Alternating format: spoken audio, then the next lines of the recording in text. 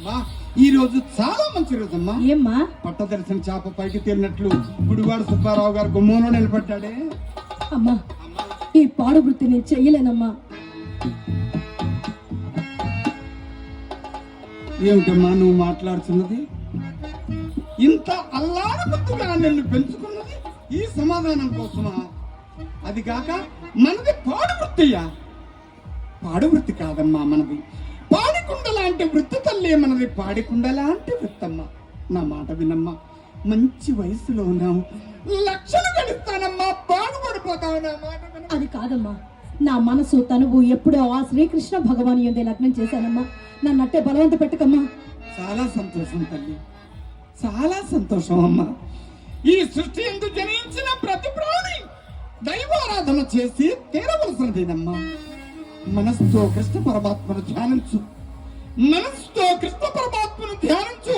శరీరం మాదప్పగించమ్మా. అమ్మా, నేను ఇంత బాధపడుతూ చెప్తూ ఉంటే నీకు వేళాకోళంగా ఉందటి. అసలు నువ్వు మమ్మల్ని కన్నావా? ఎక్కడైనా కొని తెచ్చి పెంచుకున్నావా? కన్న తల్లివా? కసా దాని వెలుగు సమాధానం చెప్పవే.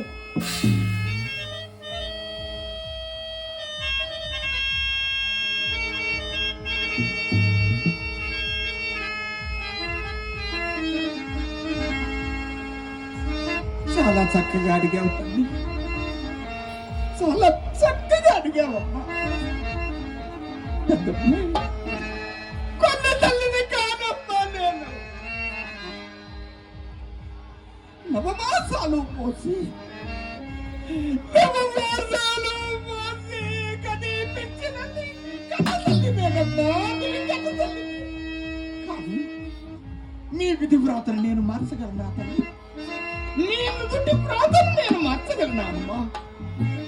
అందరు స్త్రీమూర్తులాగానే నేను కూడా నా పిల్లలకు పెళ్లిళ్ళు చేసి నేను హాయిగా కాపురాలు చేసుకుంటూ ఉంటే చూసి ఆనందించాలి అనేటువంటి ఆశ నాలో ఉందమ్మా.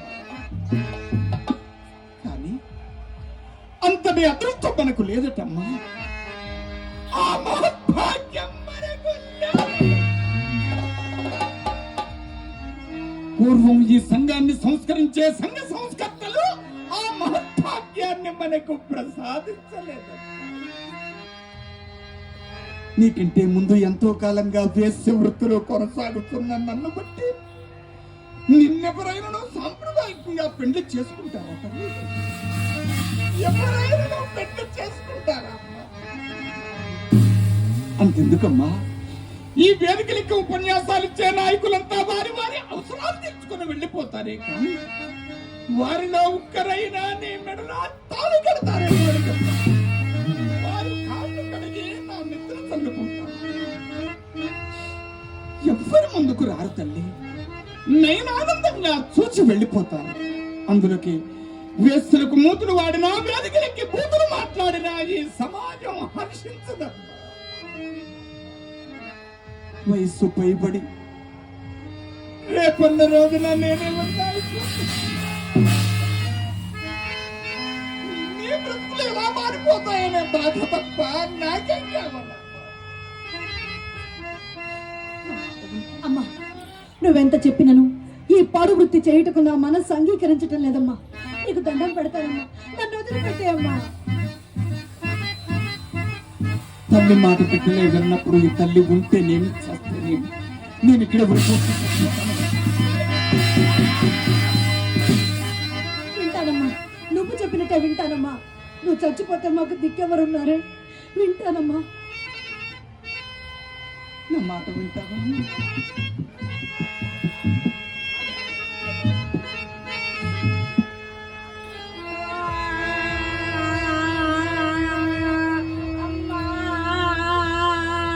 అమ్మా, చిన్నోడా, నువ్వెందుకమ్మా ఏడుస్తున్నావు? మరి నువ్వు చచ్చిపోతే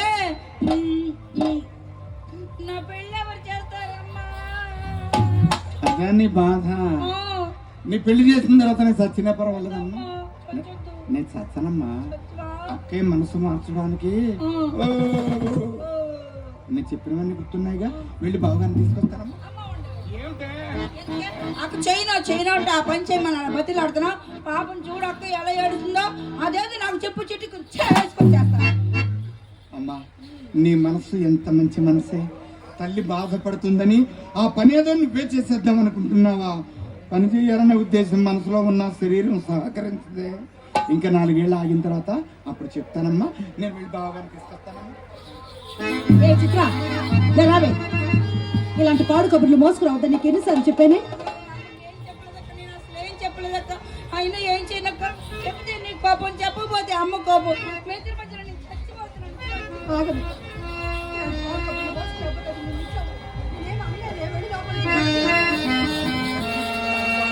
చిచ్చి, ఏమి వృత్తి ఇది? పాడు వృత్తి కదా. కృష్ణ కృష్ణ